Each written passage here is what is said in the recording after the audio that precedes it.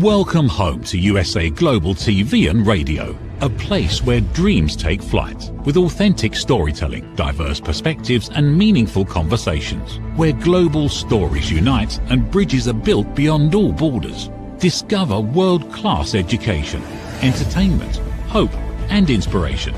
Together, we're building bridges worldwide. Subscribe to our channel, USA Global TV. Download our app, USA Global TV. Be our guest or join our team. Visit usaglobaltv.com. Thanks to our founder and executive producer, Dr. Jacalyn Kerbeck. Music score by Yeffy Tang from Cloud Road Music. Voiceover artist Mike Porter. Creative direction by Paul Garcia. USA Global TV and Radio, your home for global connection. All rights reserved. This video and its contents are the exclusive property of USA Global TV and Radio. Unauthorized use, duplication or redistribution in any form is strictly prohibited. Good morning, good afternoon, and good evening. Welcome home to USA Global TV and Radio, where we proudly provide world-class education, entertainment, hope, and inspiration. I'm Dr. Jacalyn Kerbeck, and I'm thrilled to welcome you to another fabulous episode of The Business Show. We have a fabulous guest who is joining us today, but before we get to those introductions, let me bring out my co-host and dear friend, Mr. Al Cini. We have been working together in television since 2019, and he keeps me on my toes with the latest and greatest of what is going on in the media world. Welcome to the program, Mr. Cini. Hello. Dr. Jacalyn, it's always a pleasure. Thanks for inviting me, and I am really looking forward to this interview with David. I am too. So let's get right into it. So as I mentioned, we have a really fabulous guest who's joining us today, and his name is David Nicholson, and I actually had the pleasure of meeting him through the Chief Strategy Officer program at the Wharton School of Business. David works at the Center of Artificial Intelligence, Capital, and Enterprise Decision Making, and he is with us today to help us get a different perspective, his perspective, when it comes to everything and anything within 30 minutes, let's be real, for business owners to stay relevant. He sees multiple sides of things through his executive leadership, and he also is frequently seen on the major networks where he is asked to provide his area of expertise. So without further ado, let us welcome to the program, Mr. David Nicholson. Hello, sir. Hello. Good to see both of you. Thanks for having me. Thank you so much. And thanks for getting up at dark early to be with us today from the West Coast. It's fine. It's fine. And as I said a little earlier, my voice is worn in from the Nvidia conference this week. It's not about getting up early. Once a paper boy, always a paper boy. So this is about early. That's pretty impressive. Great. That's very impressive. Well, David, I know that there are many topics we can talk about today. And for our audience who's joining us for the first time, there's no script. So Al and I don't know what we're going to be asking. David doesn't know what we're going to be asking, and no one knows where this is going to go. But I want to start off first with AI, with artificial intelligence. And the reason I want to is because we hear so much about it. And as a business owner, I know that AI is moving very quickly and advancing. And some companies are not actually embracing it. They're actually saying, no, I'm taking a step back. So where are you, David, seeing that this gap that's created and it's the risk for leadership teams not embracing AI? I think there are a lot of things that go into what might cause hesitation. And a lot of those things are very, very rational. So let's not condemn the cautious among us. But I think part of it stems from what we've taught business leaders over the decades. And the typical admonition from a business school would be, first, find the business problem you seek to solve before you start talking about any kind of tool, whether it's a tool, an IT information technology tool, or any other tool. First, define the problem. And so I think that's gotten in the way of some of AI deployments, because I would say that especially in the age of AI, you have to be exposed to the tools to broaden your imagination so that you can possibly think of the kinds of solutions that you might solve. And the way that I describe this, if I told you that you had a gift of 10,000 acres of land and you said, thank you. And I asked you then, well, what are you going to do with this land? And the only tools you're familiar with are shovels and little garden trowels. You might have very, very modest plans for what you could do with that land. But if I said, wait, hold your answer, and then showed you a Caterpillar D9 earth mover plowing a road through a hillside, you might go, now that I know that that thing exists, even though I don't know whether it's a machine or an animal, I don't need to know anything about how it works, but I know that it can do things. Now my idea for what I might do with my land is completely different. So there's a lack of certain amount of technical training among executives that has to happen so they'll feel more comfortable with things coming down the line. So that's sort of my first shot across the bow answer. That's great. David, I want to talk about Futurum at some point this morning. I want to make sure I find out, or we all get to hear what you learned at the Nvidia conference too, because that sounds exciting. And Nvidia's right on the cutting edge of all this from a hardware point of view. Yeah. But before we get into that, for people that are watching the program and know that they need to get to know AI, but just don't know where to jump in, there are a couple of entry points. I can go with ChatGPT, or I can go with Grok, or how does a business owner make a decision which platform to pursue? Maybe you can help with some guidance on that. Yeah. Usually the first question I would ask would be, what suite of business productivity tools are you using now? And people, oh, what do you mean?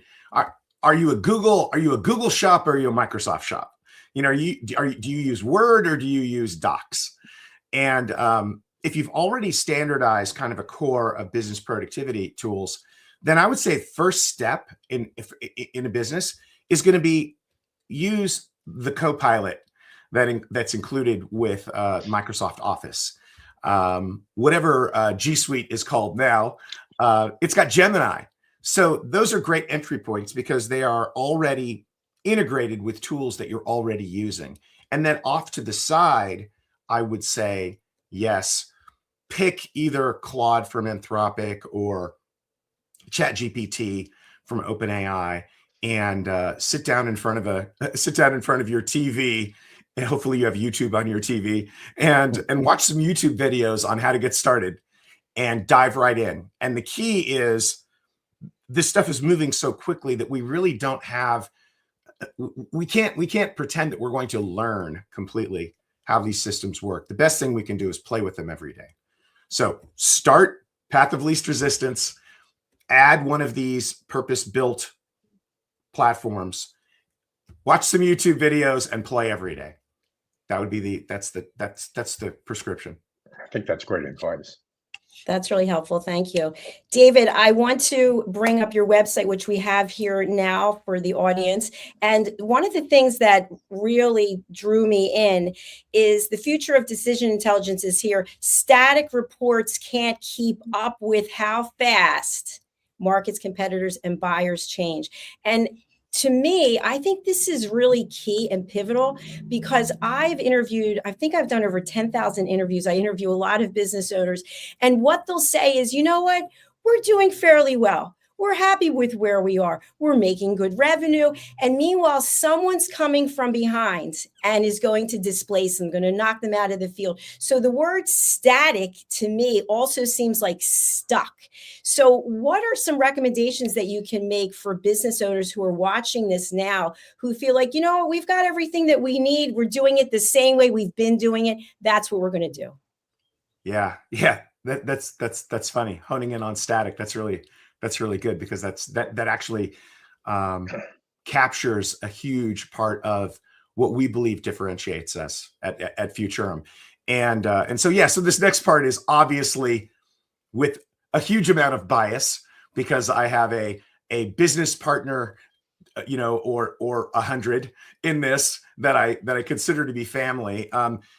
Essentially what we're doing at Futurum is we're taking advantage of the fact that we're small enough to be agile, and we have a ton of expertise in the field of AI that we're bringing to bear to move forward an industry that is really, really tough to move forward because of the size of the main entrants in the category. And I'm talking about Gartner, IDC, Forrester, companies like that. We have the ability to get in and completely change around our business model on the fly with AI so that the information that our clients are getting is hot off of the presses. So we have an unfair advantage because of our small size. Let's put it that way.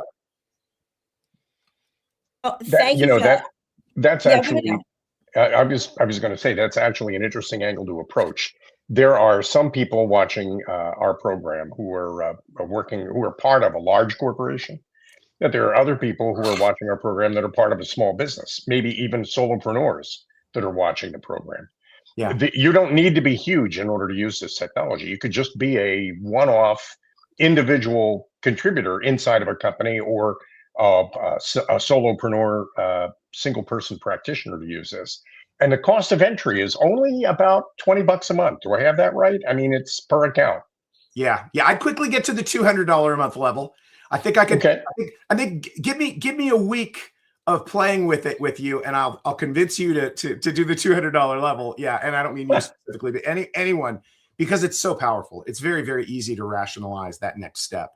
But yeah, you mentioned solopreneur. I've tried mightily by posting and saying everywhere. I've tried to get the term solo corn to be adopted and attributed to me. Maybe someone else has used solo corn, but yeah, we're on the dawn of, we're at the edge of an individual solopreneur creating $1 billion, having $1 billion valuation assigned to what they've built. And they're the only biological human that's part of the company. They're doing this with purely agentic AI and themselves. So I think everyone accepts that in the next couple of years, we're going to see that, the one individual with $1 billion valuation.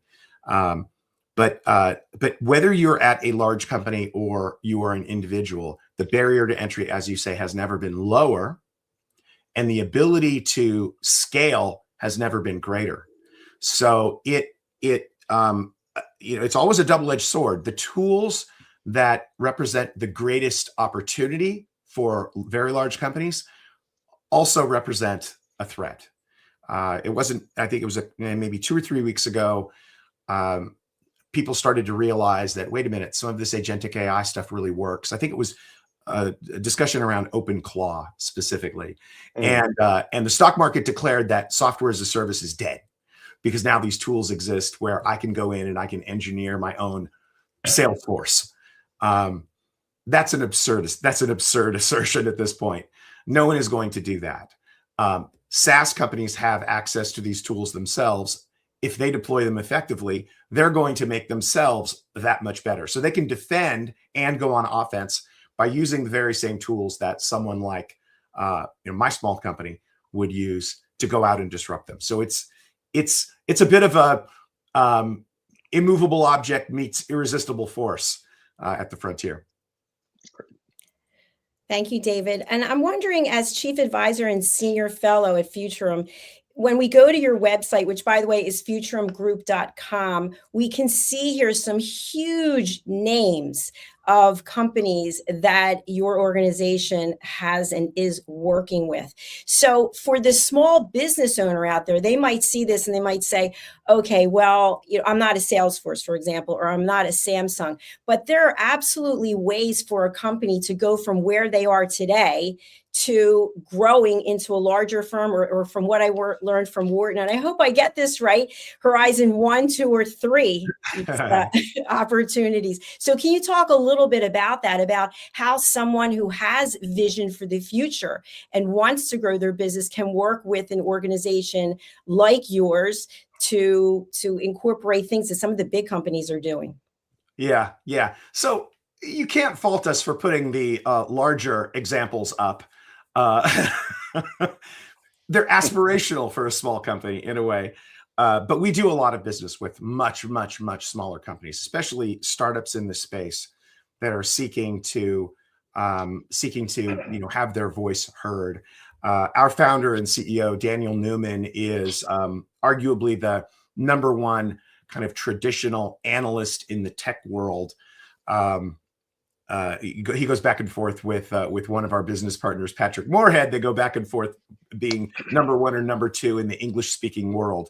And so we have a long history individually within the company and as a company working with, like you said, the biggest organizations in the world, largely around the area of information technology. So the biggest IT companies. But the messaging coming out of the smaller companies today is equally as important. It's okay as a company to have your bread and butter be very large clients, but most of what we do is with smaller emerging companies. So not an issue there. And again, it goes back to what Al was talking about. Barrier to entry is very, very low. We may have a team of a dozen folks that are working on our Futurum intelligence platform, constantly tweaking and tuning and tuning and tuning. And that delivers value that the biggest companies in the world take advantage of. That's, these are great insights, David. And I'm sharing my own experience with artificial intelligence. I started out asking Google questions like, do you have a recipe for fettuccine Alfredo, which is kind of a favorite of mine. But then gradually you learn that AI, as it interacts with you, is learning who you are and what you're trying to do. And it's remarkable in understanding what you're saying, and really very insightful with respect to where you tell it you're trying to go. And it works really hard to try to help you get there. And I don't think an awful lot of people, I think, that are hesitating on the threshold of AI don't really understand that this is a partnership. It's not a user relationship. It's more of a partner relationship with AI. And maybe you can talk a little bit about not just stepping over the threshold into AI, but jumping in head first. Sure.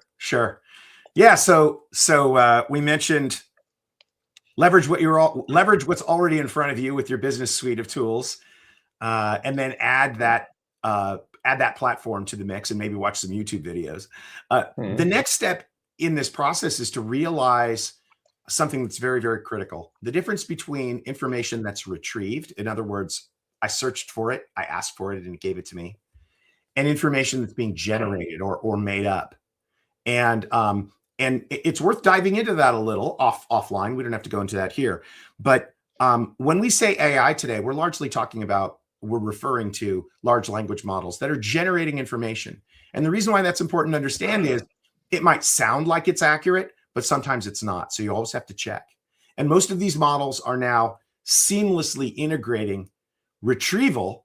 Think of it as phone a friend for artificial intelligence. Hey, did I get this right? Hey, can I double check with you? Hey, my information for my training ends 3 months ago. What happened 10 minutes ago? So that the way that retrieval and generation, making stuff up, looking stuff up, interacts is something that people need to understand, because it'll make them comfortable taking the next step. And you mentioned the idea of the model becoming more powerful as it learns about you. You have complete control over that. What you'll experience directly is something we call the context window. It's basically the short-term memory of the chatbot you're working with. And it can only remember so much. And depending upon how much you go back and forth, that will span a certain amount of time. But eventually, it can't get any more information about you, and it will start forgetting some of the earlier things that you've told it about you, as it should. Because you're not permanently training a model. It's not permanently understanding anything about you. It's always temporarily ingesting information that it already has. So you can just work with I'm talking to it. Eventually it's going to forget the things that I'm saying.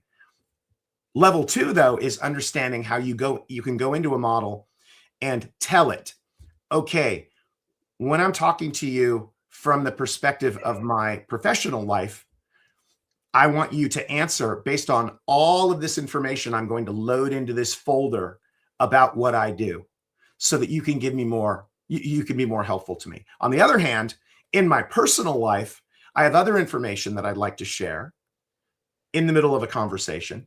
And when you share that, it's not permanently shared. It's just, okay, when I ask you a question, I want you to look at it from a personal perspective as opposed to a professional perspective. That level of tuning is really easy to do. in the Anthropic world, the Claude world, they rolled out kind of the earliest best version of this called projects, but they all do this now. A project is a specific perspective that you want the model to use when they're answering a query. And so all of that is in the realm of having them help you with information. You ask a question, you get an answer. The next level is what everyone is talking about now, which is having these models work on your behalf as an agent, agentic AI, to actually go do things for you. And that's where it becomes really, really powerful. And we can talk about that. Imagine these things as not just clever search engines. That's not what they are. Imagine that you now have access to the equivalent of the best personal assistant that only kings and presidents used to be able to afford. Now everyone can have one of these assistants in their lives with agentic AI moving forward. So that's sort of the next step, is learning to tune so that you're getting the most out of interacting with these models. That's great. Yeah, thank you very much. I feel like I'm having a full-blown relationship with my AI at ChatGPT because I'm checking in with it constantly, and it makes a lot of mistakes, by the way. And instead of it taking ownership, it just says, let's not dwell on that. I'm like, no, I was applying for trademarks and you told me select this category, do this, do that, and it was declined. And so now, so it is interesting, but it's, I guess it's a give and take, and it's a learning process. And obviously it's cutting time in so many areas. But my next question is, when it comes to knowledge and education, you are a success coach, you were a professor at Wharton, which is one of the top, if not the top school in the country when it comes to business. And I'm wondering, how has AI impacted education?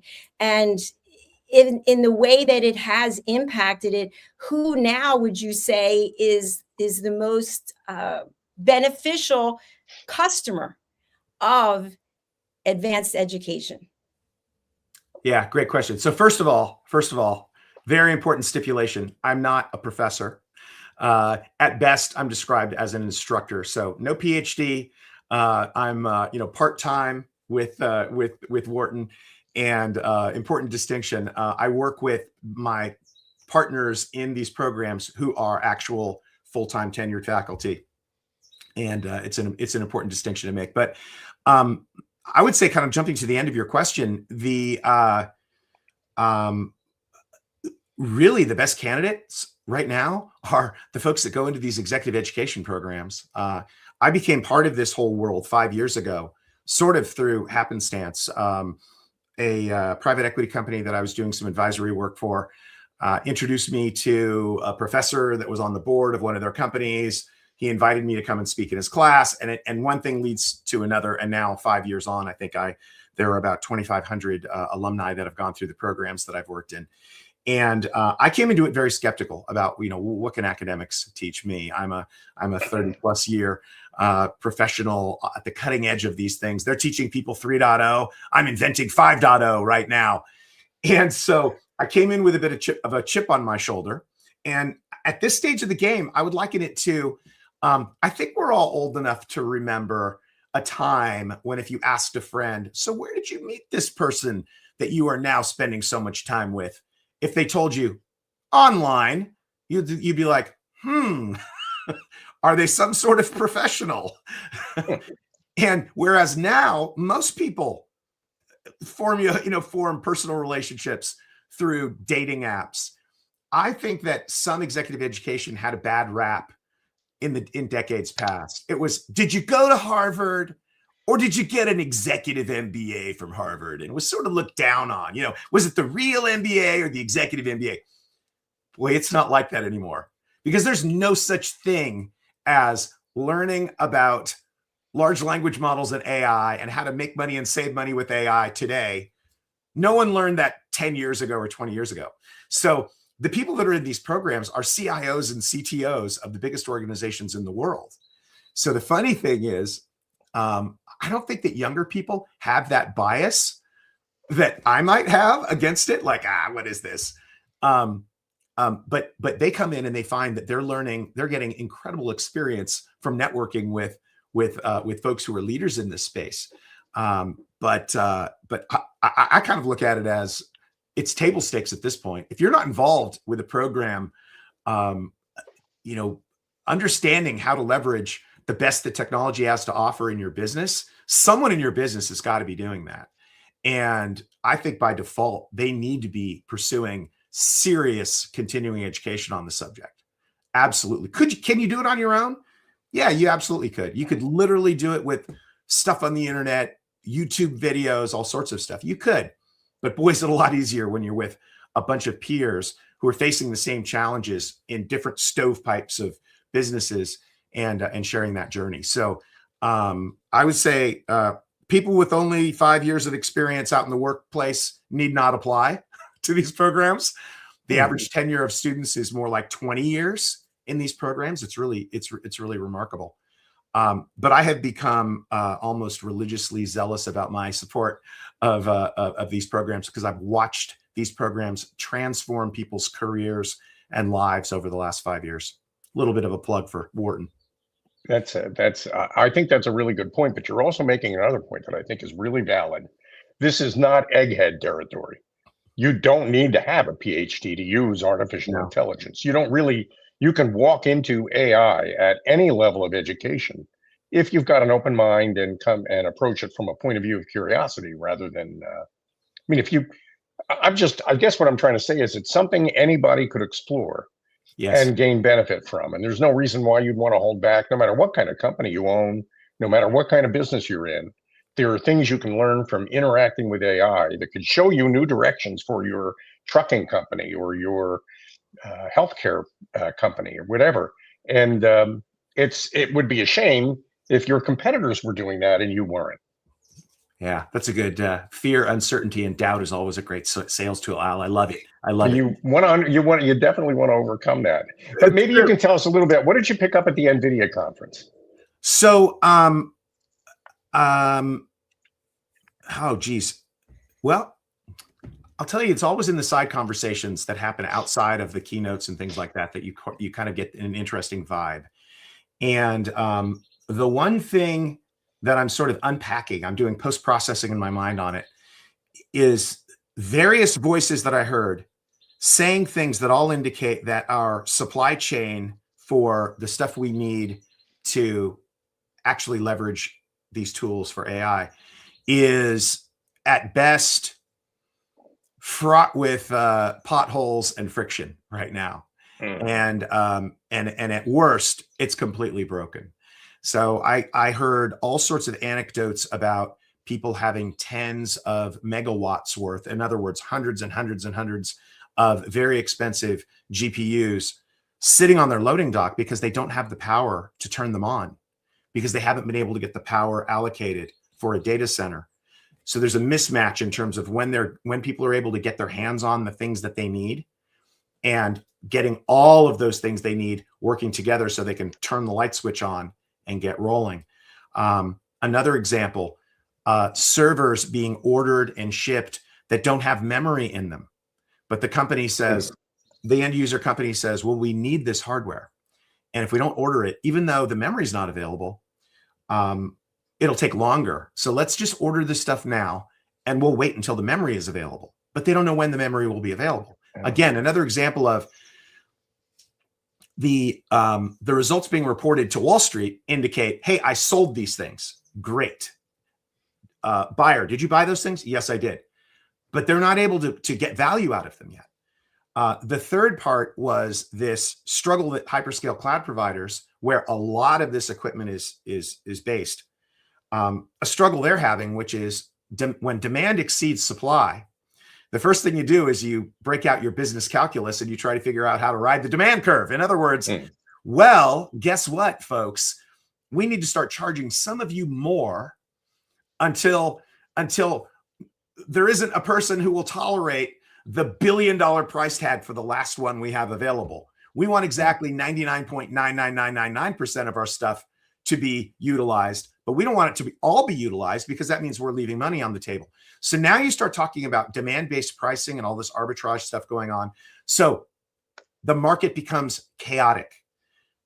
Accounting processes for the CapEx versus OpEx on AI become confusing. So back to the top of our discussion, a lot of folks are hamstrung by that because they can't get everything into a flow that allows them to get the value out of AI. And I think that's going to be the case for kind of now through the end of the year. We're going to see amazing things happen, but it won't be probably until next year that things really get unleashed when supply chains are smoothed out. So that's the main ethos. Got it. That and I got. It's a matter of national policy. I know we lose you in about 1 minute. You've got another meeting to go to. But Dr. Jacalyn, did you want to try to squeeze something else in with this brilliant man? I just wanted to say, I know you are a regular guest on top media channels like Schwab, CNBC, Bloomberg, et cetera, et cetera. And we actually have a clip from one of your most recent interviews, which we'll be sharing. But what is it about you that makes you in such demand that people are like, we've got to get him on our platform? I mean, I could go through a lot of lists, but what are the things that people usually bring you in for if you're interested, people out there who are watching, you have a platform, and what would you be most willing to talk about on platforms if people are interested in bringing you on, David? Yeah, broadly, I would say that I've, if I have a superpower, if I have a comparative advantage in the market, it's the ability to take very, very complex ideas, tease out the business value. Understanding is a great start. Understanding what 95% of this stuff doesn't matter to regular humans is sort of my secret sauce. So whether it's, I do keynotes for organizations, conversations to help them get jump started. And then of course, through Futurum, we have a whole wide variety of ways where we can help you get up to speed through amplifying your message and tailoring things that you do. But that's it. Otherwise, look, it's a genetic defect. I paid my way through college by going on TV game shows. That's all you really need to know about my personality. My wife says I'm best consumed in small doses. So, you get me for an hour or two, you're thrilled. Living with me might be tough. Great to have you. Well, we're sharing your LinkedIn. We also have your website, and we have a recent interview on Schwab. What other ways would you like people to connect with you, or are these the best ways? Yeah, those are the best ways. DM me. Yeah, DM me on LinkedIn with a catchy title in the headline, and it'll definitely get my attention. Things have become centralized there for me. Great. Well, thank you again for taking the time. It's been a pleasure and an honor, and we wish you a great rest of your day and hope to see you back here soon. Thank you. Thanks, yes, David. Absolutely. Please, I'd love to come back. Take care. Great. Thank you. Bye. Well, that was truly insightful. Al, what was one of your key takeaways from having David on today? You and I are both in southern New Jersey, near the Philadelphia area, and we have neighbors in Vineland that are complaining about the noise that AI makes, because the data centers are coming up now, and they're big, and there are a lot of cooling fans. I mean, they're computers, but huge data centers with computers. They're complaining about the noise. They're complaining that AI is drinking all their drinking water. They're complaining that AI is causing all their electric bills to go up. And all those things are true to a certain extent. It is a major change, but it's unstoppable. So, I mean, the reality is that the future, including all the pain, the future of AI is clear and present and unavoidable. And so the question then becomes, how do I use it? How do I apply it in my day-to-day life? If I'm an individual working at home, or if I'm a company owner, how do I? And the best way, I think, as David said, is to just dive into it and not really think very much about where it's going to take you. Learn from it. And I think we're all on the edge of that. It's kind of exciting. Yeah, it is very exciting. It's interesting. I mentioned that I use ChatGPT, and I use it for quite a lot. And because I live alone and I work alone, my team, everyone is pretty much remote around the world.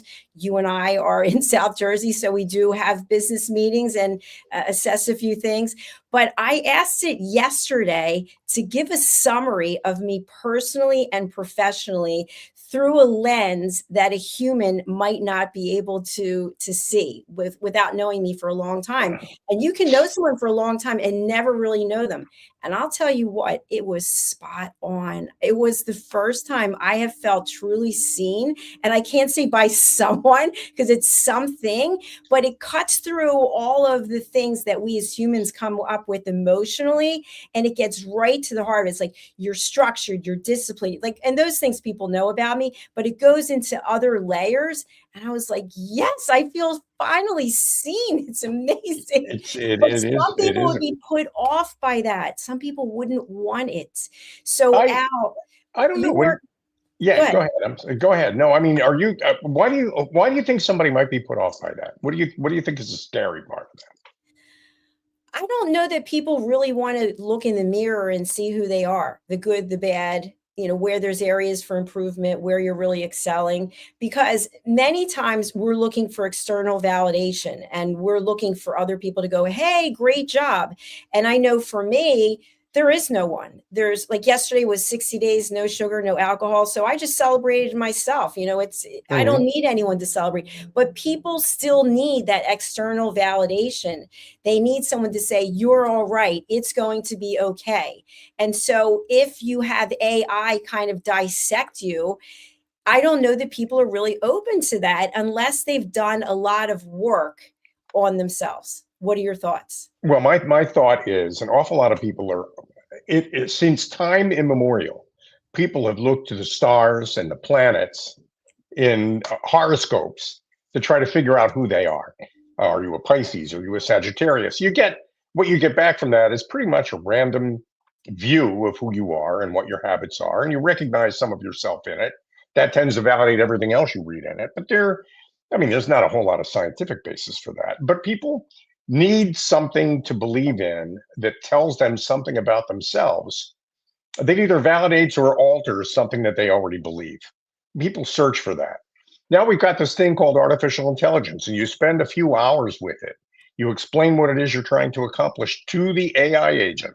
It listens, it feeds back advice often if you ask for it. What you get from that is something so much deeper and so much more profound. And it's based not on celestial mechanics, but it's based on your own psychology. You're hearing back what you need to hear often. It's often a dialogue or conversation that you need to have that you're just not able to have on your own. And that's why, yeah, it is a kind of a super Google in that you can just ask ChatGPT or Copilot a question about real estate or finance or cooking or health.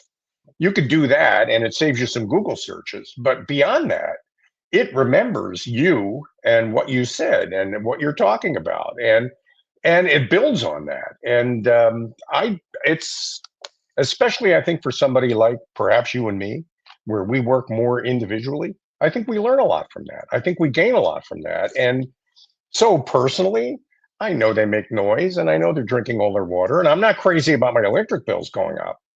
But I see this as an evolutionary step in moving to a positive future, not a negative thing.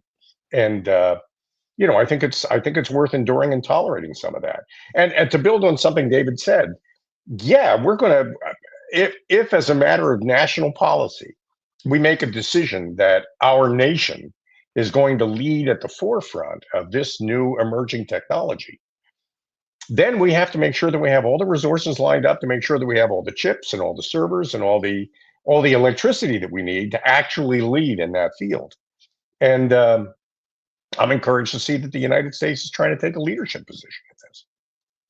So Agree. it's a good thing. I mean, I think overall it's a good thing. That's huge. That's a gigantic picture. But individually, there are people out there that might be thinking, you know what, this isn't for me. Well, I think they ought to rethink that. I think they ought to rethink it. Give it a try. Get to know it, and don't just spend a few minutes with it and then shrink back from it. Dive in. Talk to it. It's very enlightening, and beyond anything I could describe or you could describe, the actual experience of it is mind altering. And I think it's not going anywhere. Get into it. It's going to happen. I mean, it's like a wave. You can either grab the boogie board and ride it, or it'll wash over you. And I'm the boogie board kind of a guy, so it works for me. Let me know when you're going out on your boogie board. I want to see that. That would be, that'll be a YouTube moment, won't it? Well, my friend, we are out of time. We've got another show coming up. Tell people about ProFit for Teams and how you can work with them. Who's a good client for you, Al? Well, ProFit for Teams is there's an AI connection to it that we'll explore one of these days. Because if you think about it, an AI agent could be a member of your team. And an AI agent is able to learn from ProFit for Teams what it takes to be a good member of your team. So in a way, ProFit for Teams, while we're on the subject of AI, offers a way to onboard artificial intelligence as a member of your team. And it does it by learning what it takes to be the best version of your team's collective self. Who are we when we're doing our best work on our best day? ProFit for Teams helps you clarify that, read that out. What you get from it is a clear description of what promise you make to the community you serve and how you deliver on that promise. And in an iteration of ProFit for Teams, you could take all that information, feed it to ChatGPT or Copilot, and then tell them, as a member of our team, what will you recommend? How would you approach solving this problem? And it's I don't want to say team building, because that's what most people think of when they think about teams, but it's a team development program, a learning program that pulls from the members of a team what it is collectively that makes their team a team and how they work together to be the best team they possibly can to solve the problems that they solve. That really is ProFit for Teams. And it's all at, thank you for bringing up our website. It's all at pro-fit4teams.com. I hope people will go and visit, and maybe they'll reach out to me and we can talk about it. Fantastic. Thank you so much. And we do have the website on the screen right now. Al, what are your final words in closing this episode of The Business Show here on USA Global TV and Radio? My final word is that David was a great guest and he brought a great subject. There are plenty of people out there, I think, that have terrific topics that they could share with our audience. And I hope they'll reach out to you, Dr. Jacalyn, and sign up. You've got a USA Global TV link that they could use to sign up to be a guest on a future episode of The Business Show. And I hope we'll see more and more people like David come out and help our audience be the best they can be. I really appreciated what we did today, and I'm looking forward to doing more of it with you. Thank you very much. We do have your LinkedIn on the screen, which is surprisingly Al Cini, ALCINI. Thank you, Al. Makes it easy. All right, my friend, I'll see you shortly for our next episode. Thank you, Doc. Appreciate it. Thank you. Everyone, thank you so much for being here. If you're new to our network, thank you for taking the time. We've gotten a number of messages across all the platforms, and we don't have time to go through them, but we see them and we thank you. Please go over to our YouTube channels, USA Global TV and Radio and Dr. Jacalyn Kerbeck, and subscribe. I know you may be watching somewhere else, but we actually get real numbers from YouTube about who's watching, what is resonating with you, and it helps us when we are figuring out our broadcasting for the future. So my words of wisdom for you are this. When I first had the pleasure of taking David's course, it was a session that he was doing on AI for the Wharton School of Business, the Chief Strategy Officer program, which I'm enrolled in. It's a year-long program. He talked about email. And if you recall, when there was no email and the idea of having email was brought out, there were plenty of people who were naysayers. We don't do it that way. We don't know what it is. We're not embracing it. And he had a beautiful presentation that included some statistics on this.